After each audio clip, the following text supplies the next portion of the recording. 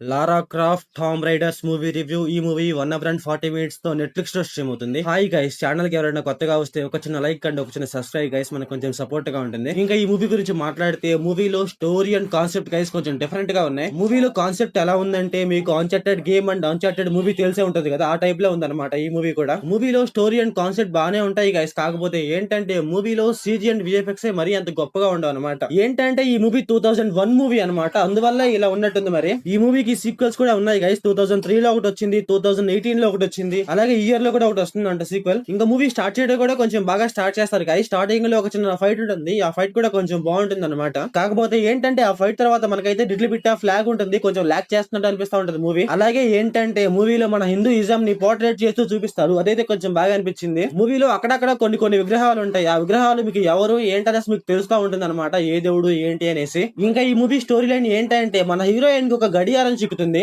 అసలు ఆ గడియారం ఏంటి, ఆ గడియారంతో ఏం చేశారు అనేసి మన మూవీలో చూస్తాం. ఇంకా ఈ మూవీ ఫ్యామిలీ వాచబుల్ అంటే స్టార్టింగ్ లో ఒకే ఒక సీన్ ఉంటుంది గైస్, ఆ సీన్ అయితే కొంచెం డిస్టర్బ్ చేయొచ్చు. ఇంకా మూవీలో క్లైమాక్స్ గైస్, ఆ క్లైమాక్స్ కూడా మరీ అంతే ఉండదు అనమాట, ఇంకా కొంచెం డిఫరెంట్ గా ట్రై చేసి ఇంకా కొంచెం బాగుండేది. వాళ్ళు తీసుకున్న కాన్సెప్ట్ అండ్ స్టోరీకి చాలా బాగా క్రియేట్ చేసుకోవచ్చు గైస్. క్లైమాక్స్ అయితే వీళ్ళు ఏదో చాలా అంటే చాలా నార్మల్ గా క్రియేట్ చేసుకున్నారు. అలాగే ఆ క్లైమాక్స్ లో సీజీ అండ్ విఎఫ్ఎక్స్ కూడా మరీ అంతే ఉండదు అనమాట, చాలా నార్మల్ గా ఉంటాయి. అలాగే వీళ్ళు మూవీలో అసలు ఎందుకు అవుతుంది ఏంటి అనేసి వీళ్ళు కొంచెం బాగానే చెప్తారు, కానీ ఇంకా దాని గురించి కొంచెం బాగా చెప్తే కొంచెం బాగుంది అనిపించింది. మూవీలో ఒక చిన్నపాటి స్టోన్స్ లా ఉంటాయి, అసలు ఆ స్టోన్స్ ఏంటి, ఆ స్టోన్స్ వల్ల ఏం జరుగుతుంది అనేసి వీళ్ళు పర్ఫెక్ట్ గా చెప్పలేదు అనమాట.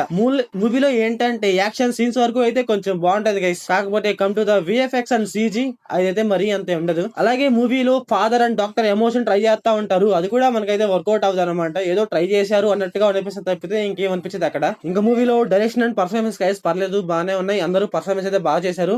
మన హీరోని అయితే కొంచెం బాగా చేసిందని చెప్పాలి అంతే. సో ఓవరాల్ గా మూవీ ఎలా ఉందంటే నాకైతే యావరేజ్ అనిపించింది గైస్. మీరు మూవీ చూసి ఉంటే మీకు ఎలా అనిపించిందో కామెంట్ చేయండి. So thanks for watching.